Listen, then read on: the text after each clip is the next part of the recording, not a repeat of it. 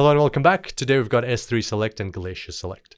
Imagine a scenario where you are looking to get a certain file from your S3 bucket. Let's say it's a huge CSV file with thousands and thousands of rows, which takes up lots and lots of hundreds of megabytes at the very least. And you need to get just a few rows from that file. So what do you do normally? Well, in this case, you get the whole file, you download the entire CSV, you get it out of the bucket, and then you filter and get the rows that you require. So in this case, we have to get the whole file, which can be very large, and we do the filtering on our end after that. Now, with S3 Select and Glacier Select, the order of these operations is slightly reversed. So here, again, same scenario, there's a large CSV file, you just need just a few rows from that file. Well, with S3 Select and Glacier Select, you can do the filtering on the AWS side.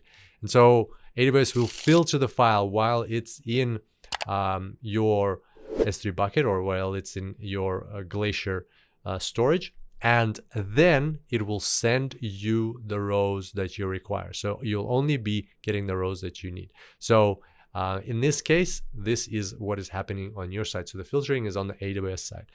Now, this approach is faster and cheaper. So faster because you don't have to wait for the whole file to download, and it's cheaper because you don't have to pay for the downloading of the whole file. There is still a cost associated with using S3 Select and Glacier Select, a small cost. And if you're dealing with very large files where you just need a bit of information from those files, it is much more cost effective to do it this way.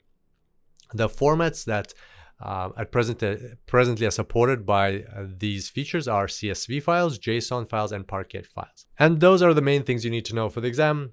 Just keep in mind that this feature enables or facilitates SQL-like queries, so partial retrieval of data with SQL-like queries.